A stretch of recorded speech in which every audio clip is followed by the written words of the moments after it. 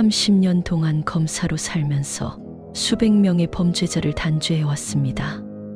이번에는 우리 지호를 죽인 범인입니다.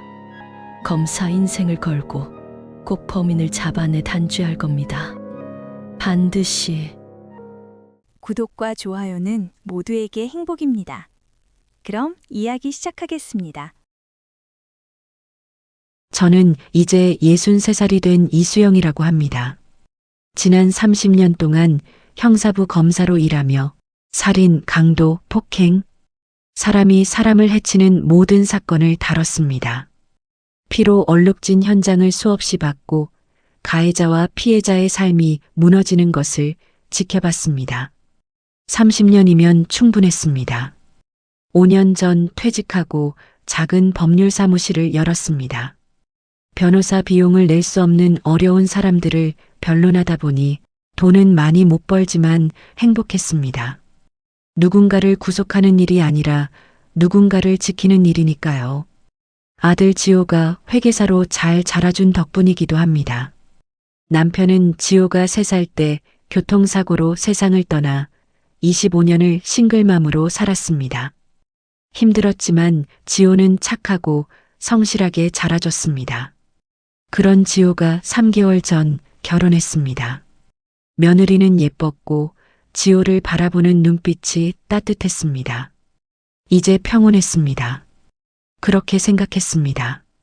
적어도 그날 오후까지는 말이죠. 그날 전화를 받았을 때 저는 마트에서 장을 보고 있었습니다.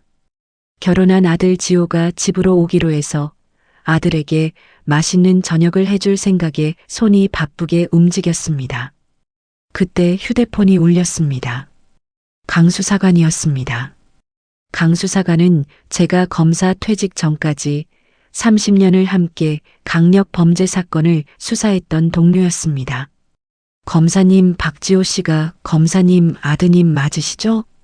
강수사관의 목소리가 평소와 달랐습니다. 30년 동안 함께 일하면서 수없이 들었던 목소리. 누군가의 죽음을 알릴 때 그 목소리였습니다. 그 말을 듣는 순간 뭔가 잘못되었다는 느낌에 힘이 빠지면서 들고 있던 물건들이 바닥에 떨어졌습니다.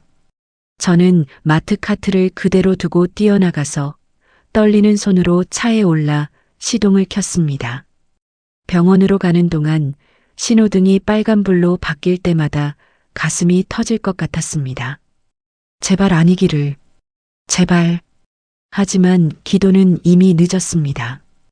병원 영안실 문을 열었을 때 차가운 금속 침대 위에 하얀 천이 덮여 있었습니다. 그 천 아래 누군가 누워 있었습니다. 강수사관이 조심스럽게 천을 걷어냈습니다. 지호였습니다. 28년을 키운 아들이었습니다. 제 뱃속에서 10달을 품었던 내 아들, 첫걸음마를 떼던 모습이 지금까지 지워지지 않은 내 아들이었습니다. 잠든 것 같이 평화로운 얼굴이었습니다. 지호는 어릴 때도 잠들 때 꼭 이런 표정이었는데 지금은 숨을 쉬지 않았습니다. 지호의 손을 잡았을 때 그 손은 싸늘하게 식어 있습니다. 지호야, 지호야, 엄마야. 떨리는 목소리로 지호를 불렀지만 지호는 대답하지 않았습니다. 그때 옆에서 담당 형사가 담담하게 입을 열었습니다. 직장 동료 증언에 따르면 최근 업무 스트레스가 심했다고 합니다. 프로젝트 마감에 쫓기고 있었고 최근 계속 야근을 했다고 하더군요. 자살. 그 단어를 말하지는 않았지만 분위기 속에 그 단어가 있었습니다. 현장 상황은 어땠죠? 검사로서의 본능이 작동했습니다. 30년 동안 몸에 밴 습관이었습니다. 현관문은 안에서 잠겨 있었고 침입 흔적도 저항한 흔적도 없이 거실 바닥에 쓰러져 계셨습니다. 최초 발견자는요? 회사 동료입니다. 출근하지 않아서 들렸다고 합니다. 초인종을 눌러도 반응이 없어서 관리사무소에 연락했고 관리소 직원하고 문을 열고 들어가서 발견했습니다. 사망 추정 시각은요? 아직 부검은 하지 않았지만 전날 밤 10시에서 11시 사이로 보입니다. 전날 밤 지호가 혼자 집에서 죽어가고 있을 때 저는 집에서 드라마를 보고 있었습니다. 며느님께는 연락하셨습니까? 며느리 최미영 결혼한 지 3개월밖에 안 된 며느리였습니다. 저는 떨리는 손으로 휴대전화를 꺼내어 미영이에게 전화를 걸었습니다. 신호음이 울렸습니다. 1번, 2번, 3번 받지 않았습니다. 끊고 다시 걸었습니다. 또 받지 않아 문자를 보냈습니다. 미영아, 급한 일이야. 빨리 전화 좀 줘. 읽음 표시가 뜨지 않았습니다. 지호가 사고를 당했어. 빨리 연락해줘. 여전히 읽지 않았습니다. 미영이는 어디 있는 걸까요? 신혼인데 아직 결혼한 지 3개월인데 출입국 기록을 확인해 보시겠습니까? 강 수사관이 조심스럽게 물었습니다. 해외에 계실 수도 있으니까. 저는 그렇게 하겠노라 고개를 흔들었습니다. 강 수사관이 30분 후 돌아왔습니다. 검사님, 며느님은 발리에 계십니다. 발리요? 네, 3일 전에 출국하셨고요. 아직 입국 기록은 없습니다. 출장인가 보네요. 미영이가 마케팅 쪽 일을 한다고 했었어요. 형사들은 사건을 정리했습니다. 타살 정황 없음, 자살 추정, 내사 종결. 저는 아무 말도 하지 못하고 그저 점점 차가워지는 지호의 손을 잡고 있었습니다. 하루가 지났습니다. 저는 지호가 누워있는 영안실에 멍하니 앉아 있었습니다. 이때 강 수사관이 문을 열고 들어와 조심스럽게 입을 열었습니다. 검사님, 부검 결과가 나왔습니다. 저는 멍하니 강 수사관을 바라봤습니다. 니코틴 중독입니다. 니코틴? 내 치사량의 니코틴이 검출되었습니다. 지호는 담배를 피우지 않았습니다. 평생 한 번도 피운 적이 없었습니다. 엄마가 담배를 싫어한다는 걸 알고 있던 지호는 절대 담배를 피운 적이 없습니다. 집에서 액상형 전자담배 기구가 발견되었는데 같은 성분이었습니다. 그렇게 지호의 죽음은 자살로 수사가 종결되었습니다. 장례식장을 잡아 지호를 그곳으로 옮겼습니다. 영정사진 속 지호는 정장을 입고 환하게 웃고 있는 사진이었습니다. 그때까지 미영이에게는 연락이 되지 않았습니다. 그렇게 이틀째 되던 날 오후 미영에게서 전화가 왔습니다. 어머님 전화기 너머로 울음소리가 들렸습니다. 숨이 막히는 것 같은 울음이었습니다. 지호가 알고 있어요. 죄송해요. 어머님, 제가 출장 중이어서 연락이 안 됐어요. 목소리가 떨리고 있었습니다. 지금 공항이에요. 방금 내렸어요. 바로 갈게요, 어머님. 천천히 조심해서 오렴. 전화를 끊고 1시간쯤 지났을까요? 공항에서 바로 온 듯 캐리어를 든 미영이 뛰어들어왔습니다. 머리는 흐트러져 있었고 옷도 구겨져 있었습니다. 얼굴은 새하얗게 질려 있었습니다. 미영이는 영정사진 앞에 서서 웃고 있는 지호의 얼굴을 바라봤습니다. 미영이는 다리에 힘이 빠진 듯 바닥에 주저앉았습니다. 지호야. 목소리가 갈라졌습니다. 미안해, 내가 늦어서, 내가 옆에 없어서 힘들면 말을 하지. 28살 며느리가 영정 앞에서 온몸을 떨며 울었습니다. 저는 며느리에게 다가가 며느리를 안아주었습니다. 미영이는 제 품에 안겨 얼굴을 묻고 서럽게 눈물을 흘렸습니다. 남편 잃은 며느리와 아들 잃은 어머니. 그것이 미영이와 저였습니다. 저는 지호가 남긴 우리 둘이 서로를 위로해야 한다고 생각했습니다. 그때는 장례식이 계속되었습니다. 조문객들이 왔다 갔습니다. 지호의 회사 사람들, 대학 친구들, 제 옛 동료들. 미영이는 제 옆에 붙어 눈물을 닦고 또 닦으며 조문객들을 맞이했습니다. 3일장이 끝나고 지호를 화장했습니다. 28년을 키운 아들이 한 줌이 되어 납골함에 들어갔습니다. 지호를 납골당에 모시면서 장례가 끝났습니다. 납골당 앞에서 미영이 말했습니다. 어머님, 저는 집으로 갈게요. 왜? 아무도 없는데 우리 집에 같이 가면 되지. 아니에요, 어머니 괜찮아요. 괜찮긴 지호 집이 미영이 집이야. 미영은 고개를 저었습니다. 지금은 혼자 있고 싶어요. 남편 잃은 부인의 심정을 저는 잘 알고 있었기에 더 이상 말하지 않고 미영이를 보내주었습니다. 장례가 끝나고 일주일이 지났습니다. 미영이에게 연락했지만 미영이와는 연락이 되지 않았습니다. 미영아, 밥은 먹고 다니니? 문자를 보냈지만 미영이는 읽지 않았습니다. 저는 이해하려 했습니다. 젊은 사람이니까요. 슬픔을 혼자 사귀는 방식이 있을 거라 그렇게 생각했습니다. 집은 너무 조용했습니다.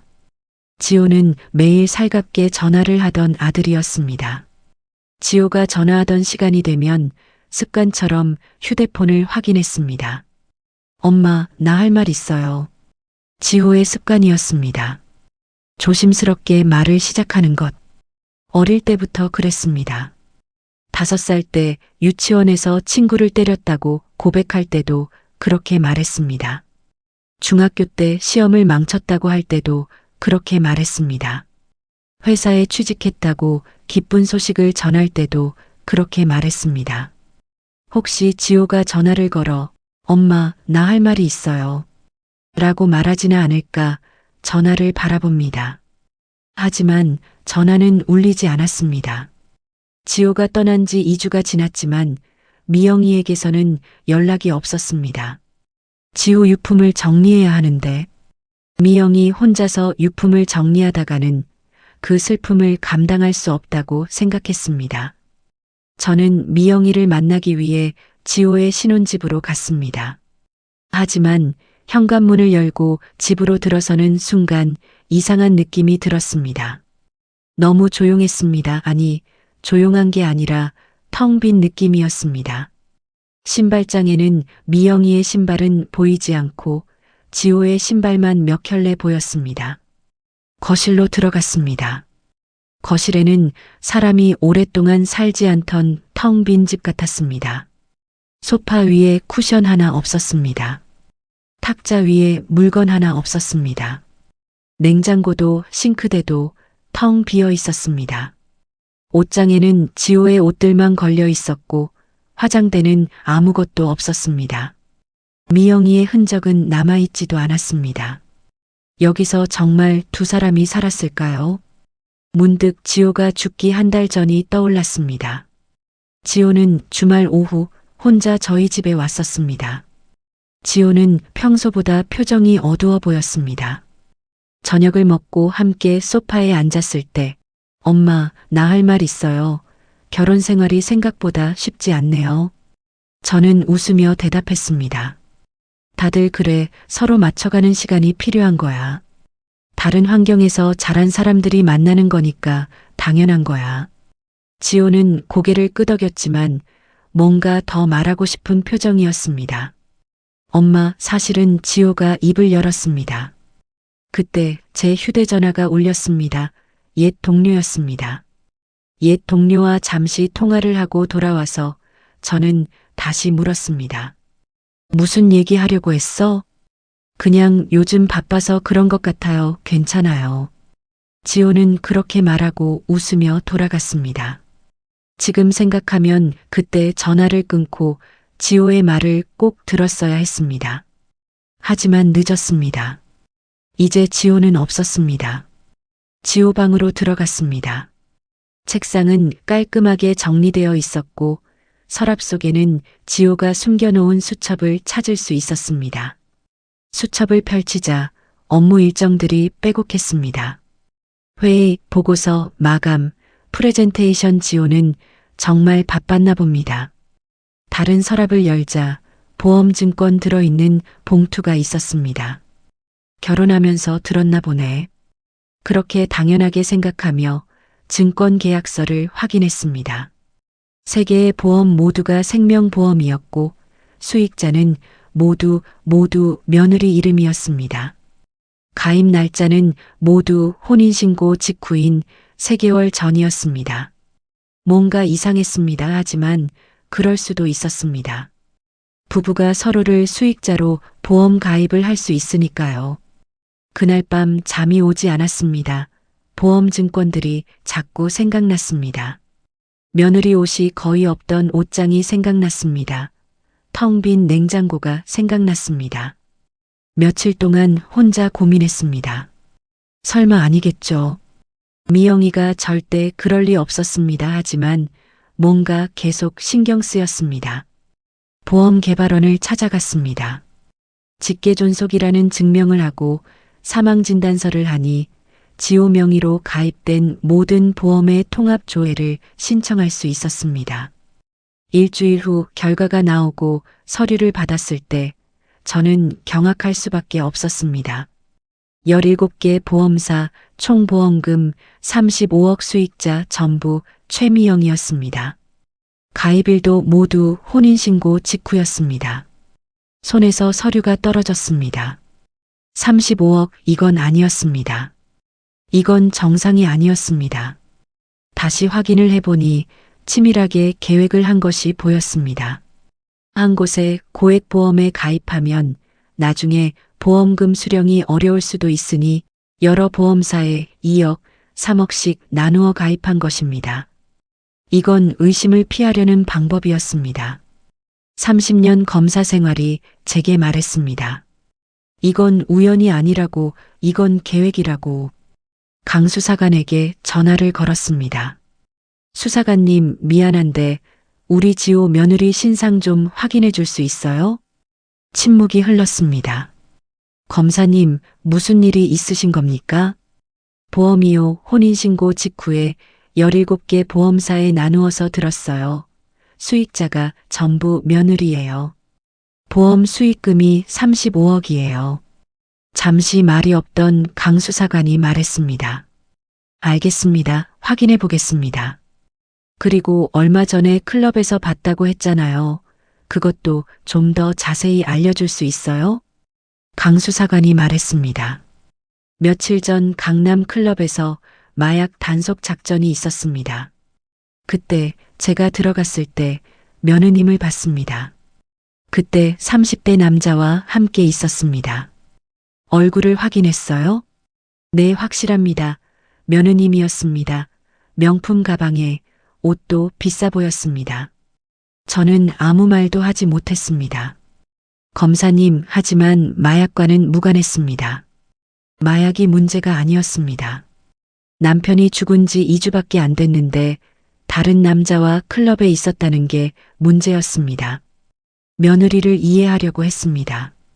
젊은 사람이니까 애도하는 방식이 다를 수 있다고 생각했습니다. 하지만 보험금 35억은 분명 의심스러운 일이었습니다. 이틀 후 강 수사관에게서 전화가 왔습니다. 최미영이라는 이름으로 조회해서 그 주소로 가봤는데 그 주소에는 아파트가 없습니다. 뭐라고요? 재개발로 철거된 지 2년이 됐습니다. 지금은 공터입니다. 주민등록은요? 전입신고 기록이 있습니다. 하지만 실제로 거주한 적은 없는 것 같습니다. 학력은요? 직장은요? 학적은 확인할 수 없었고 말씀하신 회사도 확인해 봤는데 최미영이라는 직원은 없다고 합니다. 머리가 어지러웠습니다. 출입국 기록은요? 그건 확인됩니다. 사건 발생 3일 전 출국, 발리행으로 확인됩니다. 동행자가 있었나요? 정우진이라는 남성입니다. 42세, 무역업체 사장인데 같은 항공편으로 출국했다가 들어왔습니다. 클럽에서 봤던 남자? 확인해봐야 알겠지만 가능성이 높습니다. 며느리는 해외 출장 갔던 것이 아니라 다른 남자와 여행을 갔던 것입니다. 지호가 집에서 혼자 죽어가고 있을 때 며느리는 발리에서 다른 남자와 함께 있던 것이었습니다. 강 수사관에게서 이틀 후 만나자며 다시 전화가 왔습니다. 1시간 후 강 수사관이 집에 왔습니다. 손에 서류 봉투를 들고 있었습니다. 강 수사관은 거실 탁자에 서류들이 펼쳐졌습니다. 첫 번째는 주소 확인서였습니다. 며느리가 제공한 주소 서울시 강서구 화곡동. 강 수사관이 직접 가봤다고 했습니다. 거기엔 아파트가 없었습니다. 재개발로 2년 전 철거되어 지금은 공터였습니다. 주민등록 전입신고는 되어 있었지만 서류상으로만 존재했습니다. 실제 거주한 흔적은 어디에도 없었습니다. 학력 조회 결과도 마찬가지였습니다. 며느리가 말했던 대학에 최미영이라는 학생 기록은 없었습니다. 미영이가 다녔다는 마케팅 회사라는 곳에 확인했지만 최미영이라는 직원은 없다고 했습니다. 최미애가 말했던 모든 과거는 거짓이었습니다. 실체가 아무것도 없어요. 강 수사관이 말했습니다. 출입국 기록만 확실했습니다. 사건 3일 전 출국 발리행 인천공항 오후 2시 출발편. 강 수사관이 다음 서류를 보여줬습니다. 같은 항공편 승객 명단이었습니다. 정우진 42세 남성 바로 옆 좌석이었고 같은 호텔 스위트룸. 투숙객 명단에 두 사람 이름이 나란히 적혀 있었습니다. 강 수사관이 휴대폰을 꺼내어 정진우의 SNS 화면을 보여줬습니다. 발리의 해변에 있는 럭셔리 리조트였습니다. 사진마다 여자가 함께 있었지만 얼굴은 선글라스에 가려져 있었습니다. 하지만 알 수 있었습니다. 최미영이었습니다. 비키니를 입고 마치 연인처럼 함께 사진을 찍었습니다. 그 모든 사진은 지호가 죽던 날 찍은 사진이었습니다. 지호가 집 거실 바닥에 쓰러져 있을 때 최미영은 발리 해변에서 다른 남자와 와인을 마시고 있었습니다. 지호가 차가워져 가고 있을 때 최미영은 수영장에서 웃고 있었습니다. 지호가 발견되어 병원 영안실로 옮겨질 때 며느리는 비치클럽에서 춤을 추고 있던 것입니다. 바람을 피웠을 망정, 완벽한 알리바이였습니다. 경찰이 타살 가능성을 배제한 이유였습니다. 용의자가 수천 킬로미터 밖에 있었으니까요. 하지만 이제 알았습니다. 알리바이가 너무 완벽했습니다. 계획된 완벽함이었습니다. 정우진은 누구예요? 강 수사관은 다른 서류를 꺼냈습니다. 신상 조회 결과였습니다. 정우진 42세 무역업 독신 강남의 오피스텔 소유 고급 수입차 보유 재력가였습니다. 며느님이 클럽에서 만난 남자가 이 사람입니다. 강 수사관이 말했습니다. 그렇다면 이건 우연이 아니었습니다. 최미영은 지호와 결혼하기 전부터인지 아니면 결혼한 후부터인지 계속 정우진을 만나고 있던 것입니다. 아드님 사건이랑 연관되어 있는지도 모르는데 이 사람을 더 확인해 볼까요? 네, 부탁 좀 드릴게요. 저는 강 수사관에게 최미영의 남자 정우진의 조사를 부탁했습니다. 혹시 정우진이 지호의 사건에 깊이 관련되어 있는지도 몰랐으니까요. 최미애와 정우진이 함께 무엇인가 일을 공모한 것인가 의심스러웠습니다. 며칠 후 강 수사관에게 다시 연락이 왔습니다. 정우진이 최근 고액 생명보험에 가입했다고 했습니다. 15억이었습니다. 가입일은 한 달 전이었습니다. 수익자는 아직 지정하지 않았다고 했습니다. 그 말에 저는 최미영의 범죄 수법을 알아낼 수 있었습니다. 반반한 얼굴로 남자에게 접근해 결혼을 유도한다. 그리고 생명보험에 가입하게 하고 수익자를 자기로 바꾸라고 하는 것입니다. 결국 최미영은 그 남자를 죽이는 것입니다. 지호처럼. 검사님, 이 사람을 경고해야 하지 않겠습니까? 강 수사관이 물었습니다. 저도 강 수사관과 같은 생각이었지만 문제가 있었습니다. 결정적인 증거가 없었습니다. 지호를 최미애가 죽였다는 직접적인 증거는 없이 정황만 있을 뿐입니다. 35억짜리 보험이 있다고 해서 알리바이가 완벽한 사람을 체포하기는 어려운 일이었습니다. 거기다 경찰은 사건을 자살로 종결했습니다. 재수사를 요청해도 받아들여지지 않을 것이 뻔했습니다. 정우진에게 경고한다고 제가 직접 가서 말한다고 해도 믿을지 의심스러웠습니다. 모르는 할머니가 와서 이상한 소리를 한다고 생각할 수도 있었습니다. 그리고 만약 정우진이 최미애와 한패라면 최미영이 꼬리를 자르고 도망갈 수 있었기 때문입니다. 최미영은 분명 그 순한 눈망울로 울면서 부인할 것이 뻔했기 때문입니다. 일단 지켜봅시다. 제 생각인데요.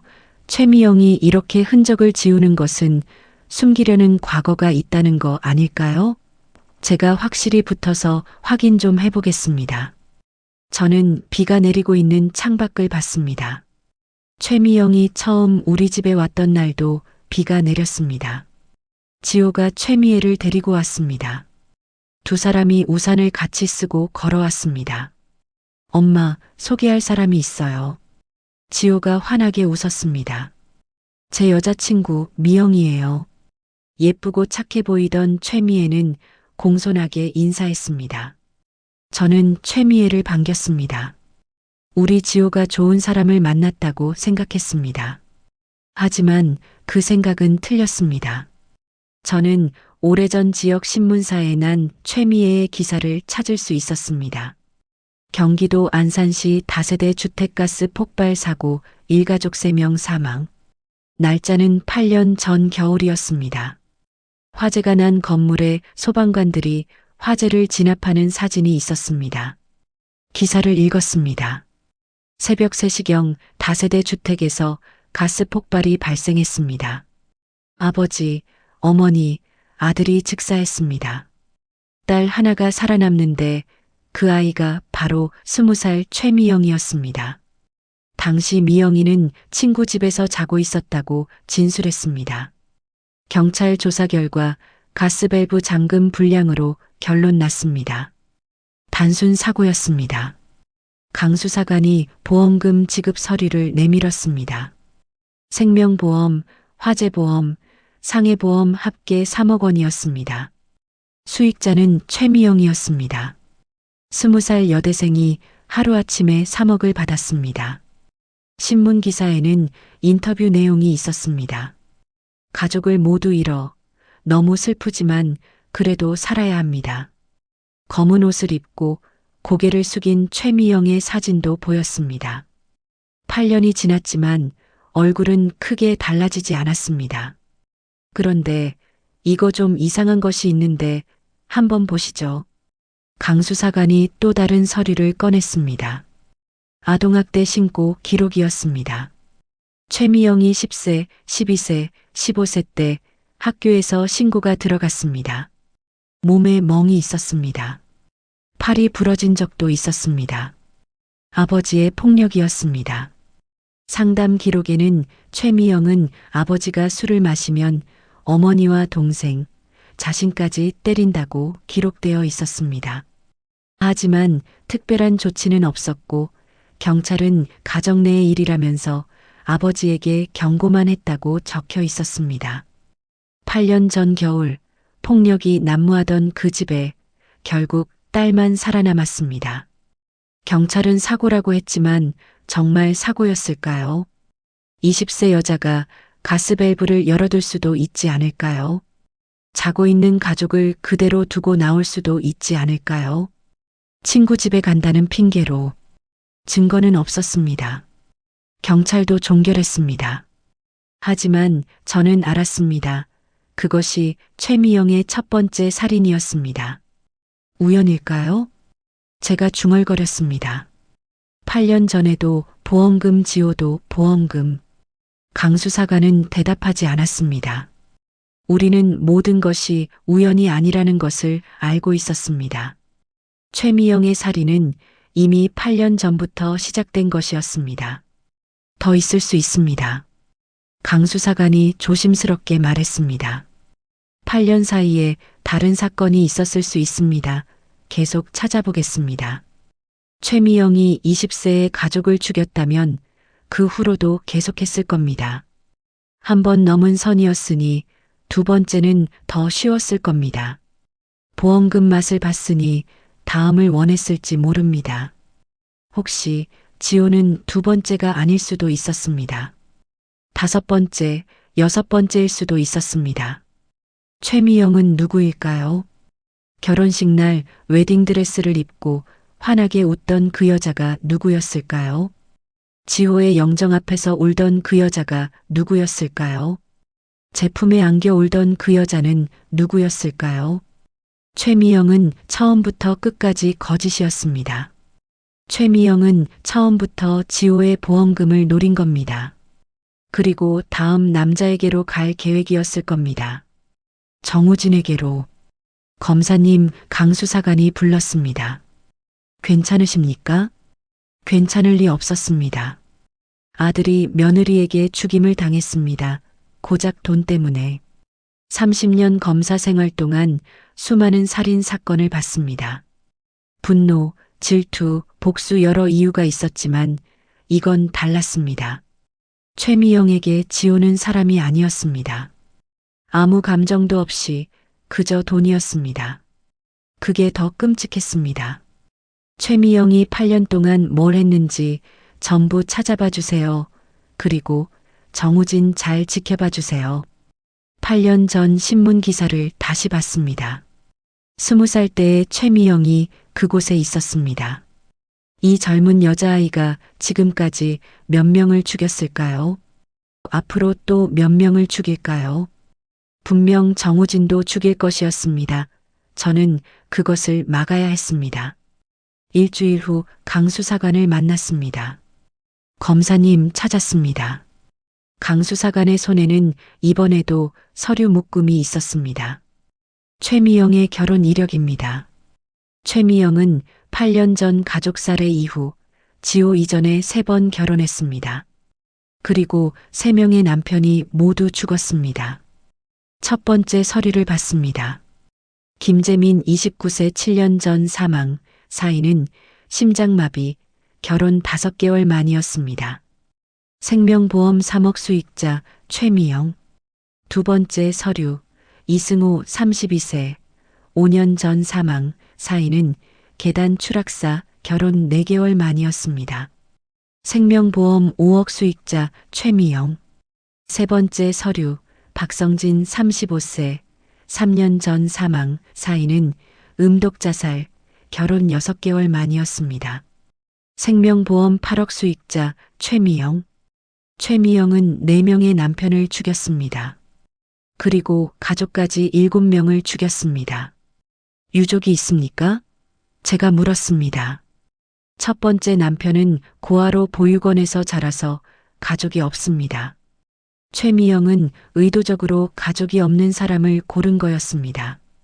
두 번째 남편은 형이 1명 있습니다. 하지만 5년 전 캐나다로 이민을 가서 연락처를 찾을 수 없었습니다. 역시 최미영의 계획이었습니다. 세 번째는요? 피해자 어머니가 살아계십니다. 직접 만나보시겠습니까?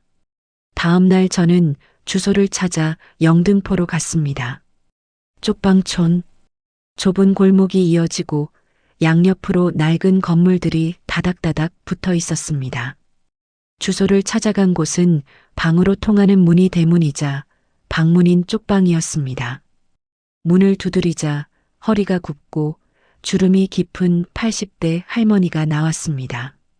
누구세요? 할머니가 물었습니다. 박성진 씨 어머니시죠? 할머니의 표정이 굳었습니다. 누구신데 우리 성진이를. 들어가서 얘기해도 될까요? 몸 하나 겨우 누울 수 있는 작은 방. 벽에는 아들 박성진과 학사모를 쓰고 함께 찍은 사진이 빛이 발해가고 있었습니다. 할머니는 종이컵에 커피 믹스를 건넸습니다. 어떻게 우리 성진이를 아시나? 최미영 아시죠? 예전 며느리. 할머니는 최미영이라는 말에 아무 말 없이 저를 바라봤습니다. 아들을 잃었어요. 그 말을 들은 할머니는 놀란 눈으로 저를 바라봤습니다. 최미영이 보험금을 노리고 죽인 것 같아요. 할머니는 슬픔을 꾹 누르며 말없이 고개를 숙였습니다. 최미영이 할머니 아드님도 살해했을 거예요. 할머니는 이미 다 알고 있다는 듯 크게 한숨을 내쉬었습니다. 미영이 우리 며느리였어요. 할머니의 목소리가 갈라졌습니다. 결혼하고 6개월 만에 성진이가 죽었어요. 자살이라고 경찰이 그렇게 말했어요. 하지만 할머니는 믿지 않으셨죠? 할머니가 말없이 눈물을 흘리며 고개를 끄덕이며 말을 이어나갔습니다. 우리 성진이는 그럴 애가 아니었어요. 밝고 씩씩한 애였어요. 대기업에 다니고 자살할 이유가 없었어요. 보험금은요? 8억이었대요. 며느리가 다 가져갔어요. 경찰한테 말은 하셨어요? 했어요. 했는데 증거가 없대요. 자살이래요. 편지도 있었대요. 편지 최미영이 조작한 유서가 분명했습니다. 최미영은 그 다음에 어떻게 했죠? 몰라요. 보험금 받고 사라졌어요. 장례식에도 안 왔어요. 할머니의 울음을 터뜨렸습니다. 제 잘못이에요. 제가 미영이가 좋다고 했어요. 그러면서 며느리 삼으라고. 아니에요. 할머니 잘못이 아니에요. 그런데 몇 달 안 돼서 미영이가 임신했다고 결혼하자고 했어요. 나도 손주 볼 생각에 냉큼 식장부터 잡았어요. 아기는요? 없었어요. 성진이 죽고 나서 알았어요. 임신이 거짓말이었어요. 할머니가 바닥을 쳤습니다. 내가 바보였어요. 내가 우리 성진이를 죽인 거예요. 저는 할머니를 껴안았습니다. 아들을 잃은 두 어머니가 울었습니다. 한참을 울고 나서 할머니가 물었습니다. 최미영이 잡을 수 있어요? 잡을 거예요. 꼭 좀 벌을 받게 해줘요. 내 눈 감기 전에 벌을 받게 해줘요. 할머니가 제 손을 꼭 잡았습니다. 쪽방을 나와 다시 골목길을 걸어 내려왔습니다. 최미영은 그동안 이렇게 살았습니다. 사람을 만나고 임신했다고 거짓말하고 결혼하고 보험을 들게 하고 죽이고 보험금을 받고 사라지고 그렇게 사람을 죽여왔을 겁니다. 집으로 돌아와 강수사관이 보내준 서류들을 펼쳤습니다. 최미영의 4명의 남편은 각자 사이는 달랐습니다. 심장마비, 추락사, 음독, 중독하지만 본질은 같았습니다. 결혼 기간은 짧았습니다. 6개월을 넘기지 않았습니다. 보험 대기 기간이 지나자마자 죽였습니다. 보험금은 점점 커졌습니다. 3억, 5억, 8억, 35억. 최미영의 욕심이 커졌습니다. 최미영은 옮겨다니며 치밀하게 추적을 피했습니다.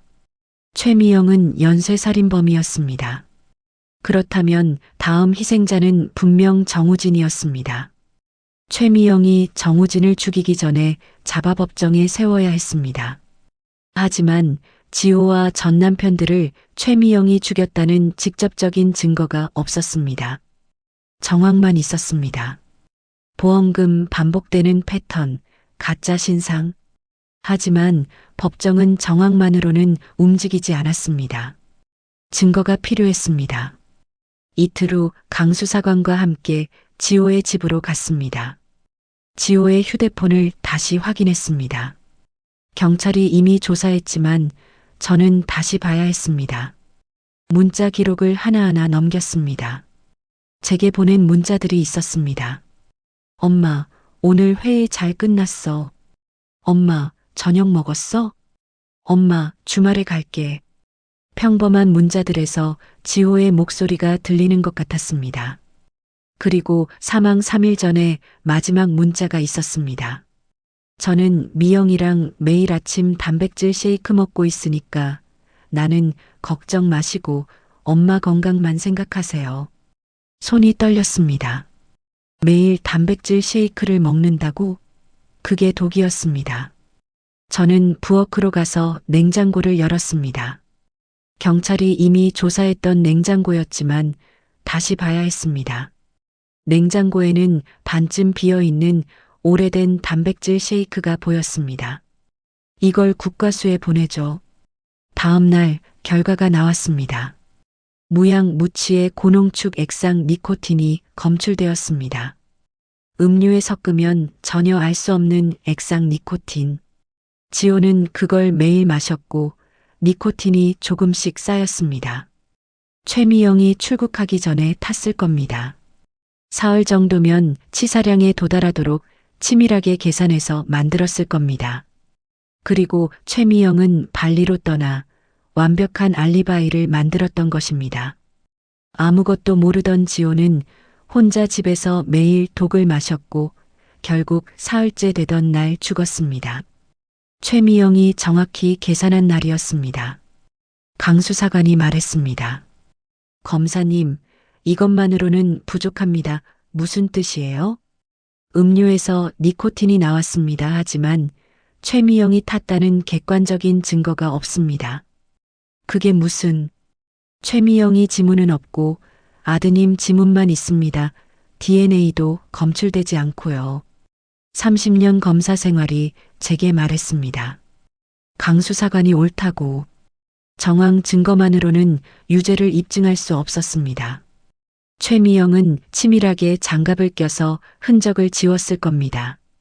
변호사가 나서면 반박할 겁니다. 자살이라고 말하며 지호가 스스로 니코틴을 탔을 수도 있다고 할 겁니다.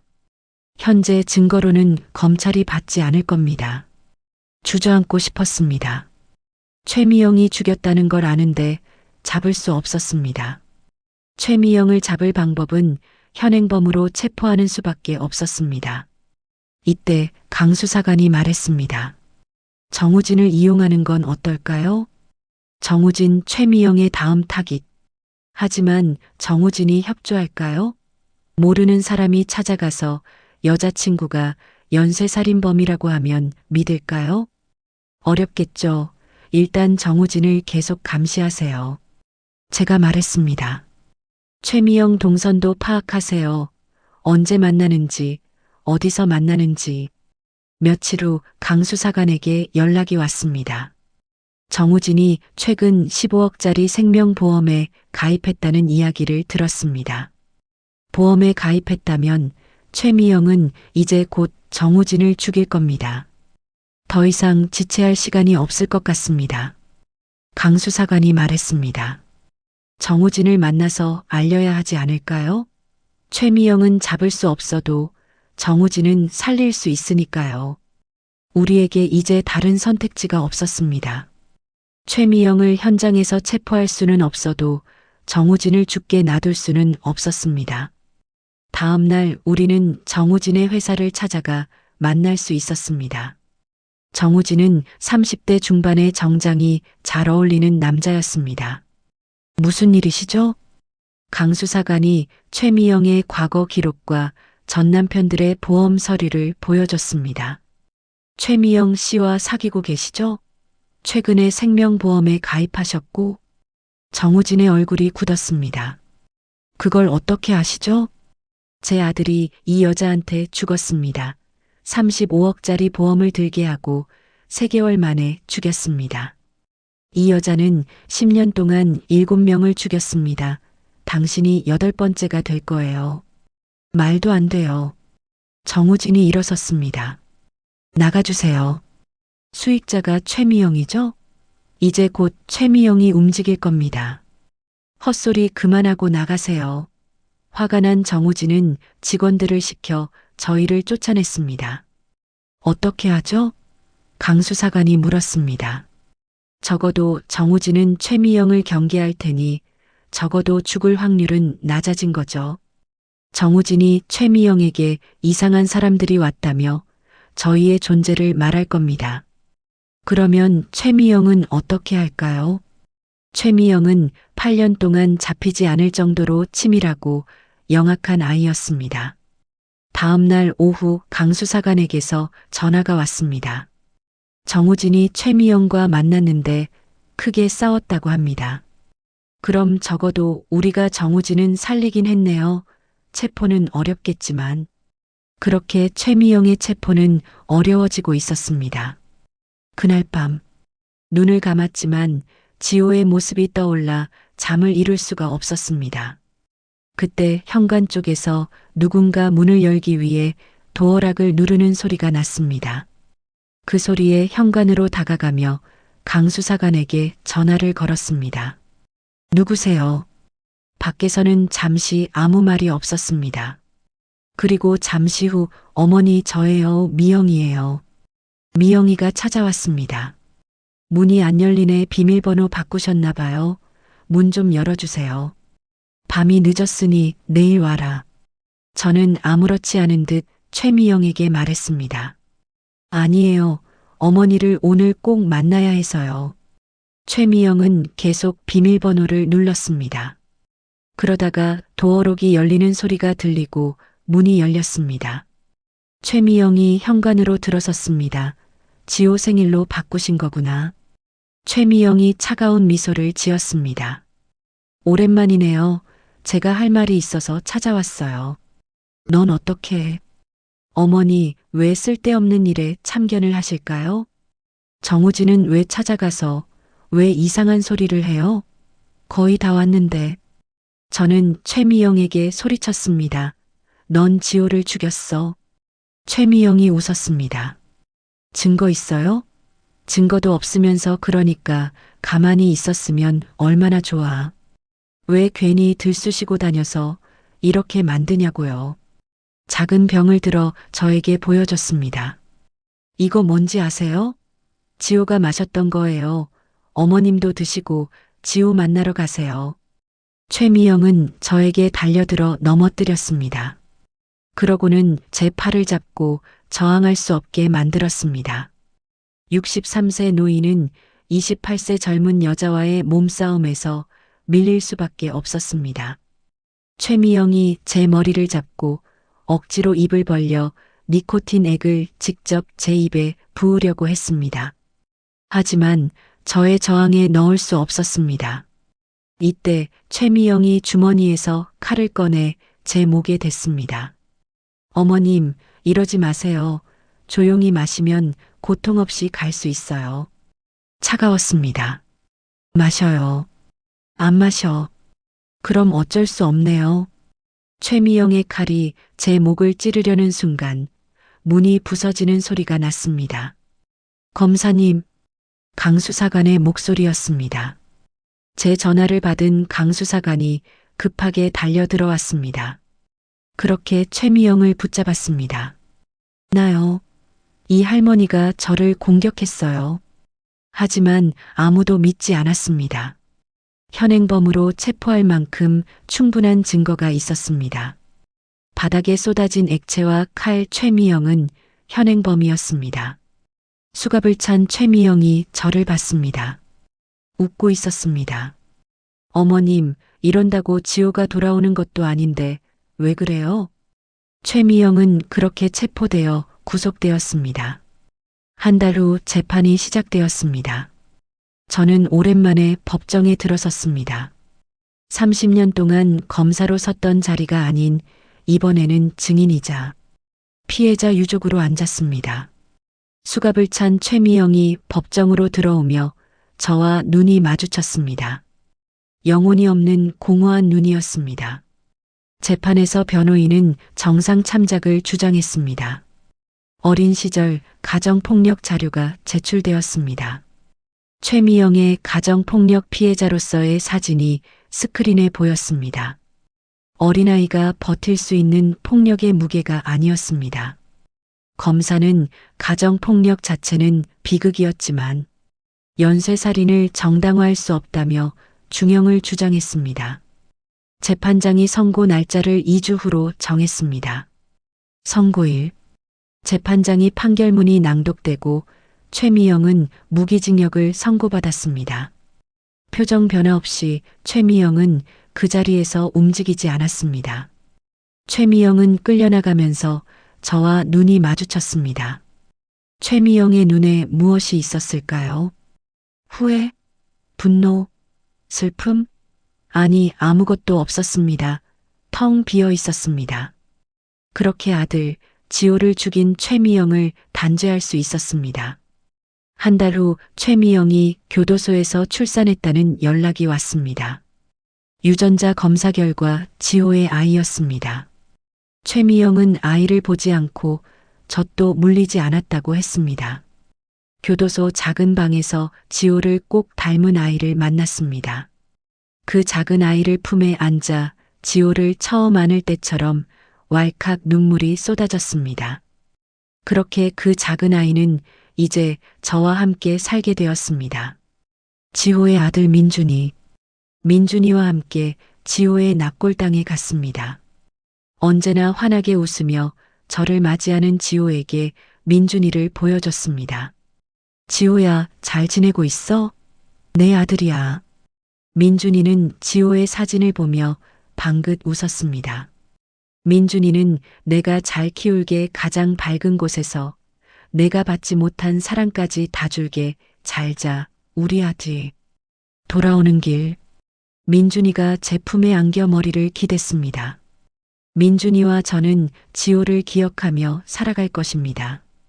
그리고 민준이에게 말해줄 것입니다.